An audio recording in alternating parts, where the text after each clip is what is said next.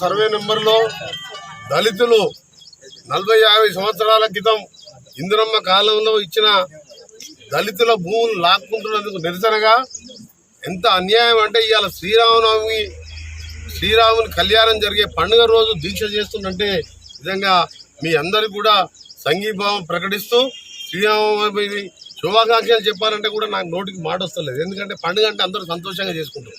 కానీ నీ నోటికాడ బుక్క 50 ఏళ్ళకే మీరు కబ్జాలో ఉన్న భూములను తీసుకొని రియల్ ఎస్టేట్ వరకు యాక్షన్ల పేరు మీద రాష్ట్ర ఆదాయాన్ని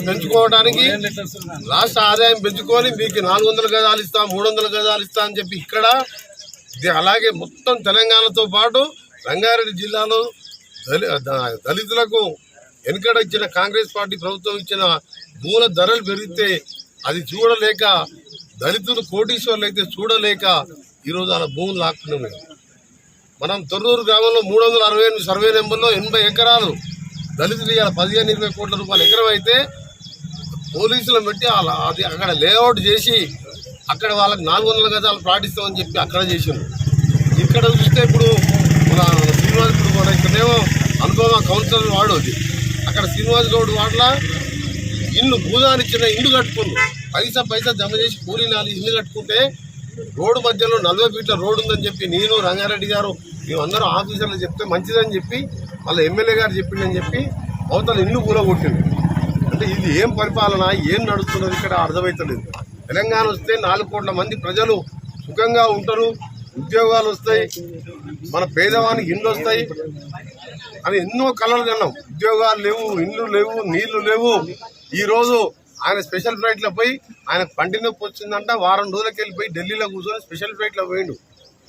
పంటి నొప్పి పనులు పీకే డాక్టర్ హైదరాబాద్లో లేరా? అంటే ఈ దళితుల భూములమ్మి వచ్చిన డబ్బుని దోసుకుంటాం.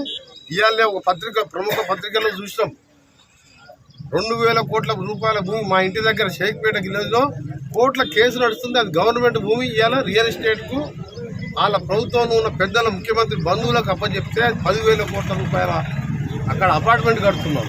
దాని మీద ఆంధ్రజ్యోతి, ఈనాడు అన్ని పేపర్లలో వచ్చింది, క్రానికల్ పేపర్లల్లో కోట్ల నడుస్తుంటే కూడా ఇచ్చిన లేఅవుట్ నిన్న జిహెచ్ఎంసీ కమిషనర్ పర్మిషన్ ఇచ్చింది. అంటే పెద్దోళ్ళకేమో దోషి పెడతాం, పేదోళ్ళకున్న 40 గజాలు 100 గజాలు 200 గజాలు తీసుకుంటాం. ముఖ్యమంత్రి గారు నీకు ఒకటే విజ్ఞప్తి చేస్తున్నా, శ్రీరామనవమి సందర్భంగా నీకు దేవుని మీద నమ్మకం ఉంటే, పేదోళ్ళ మీద ప్రేమ ఉంటే నువ్వు ఇలాంటి ఆటలు కట్టిపెట్టు. నువ్వు వాళ్ళ భూములు వాళ్ళు ఉండనియండి. పేదోడు బతుకొద్దా? పేదోడు పెద్దోడు కావద్దా? నువ్వు ముఖ్యమంత్రి కాకు, ఆస్తి ఎంత ఇవాళ, నీ ఆస్తి ఎంత లెక్క తీద్దామా? నువ్వే లక్షల కోట్లకు పరిగెడవచ్చు. ఇవాళ మా పేదోళ్ళు మాత్రం కనీసం కట్టుకున్న ఇల్లు కూడా కొడతావు. మేమిచ్చిన కాంగ్రెస్ హయాంలో ఇచ్చిన భూములు గుంజుకుంటాం. దీని మీద తప్పకుండా పోరాటం చేస్తాం. దళితులకు పూర్తి సంఘీభావం ప్రకటిస్తూ మా కౌన్సిలర్ గారు రాత్రి కూడా అనుభవ గారు రాత్రి 10 గంటలకు కూడా ఫోన్ చేసిను. శ్రీరామనవమి పండుగ ఉన్నా సరే మా దళితులు ఇక్కడ ధర్నా చేస్తున్నాను.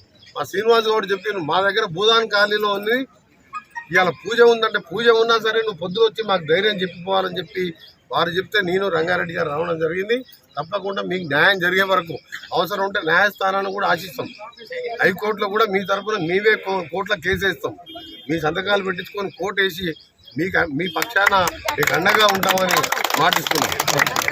హాయ్ ఫ్రెండ్స్, మా టుడే టుమారో యూట్యూబ్ ఛానల్ చూస్తున్నందుకు చాలా థ్యాంక్స్. మరిన్ని లేటెస్ట్ వీడియోస్ కోసం వెంటనే సబ్స్క్రైబ్ చేయండి. అలాగే ఈ బెల్ ని కూడా రింగ్ చేసేయండి. మా నోటిఫికేషన్స్ అన్ని మీ మొబైల్లో వస్తాయి. అలాగే మా వీడియోస్ మీకు నచ్చితే లైక్ చేయండి, షేర్ చేయండి, నచ్చకపోతే కామెంట్ చేయండి.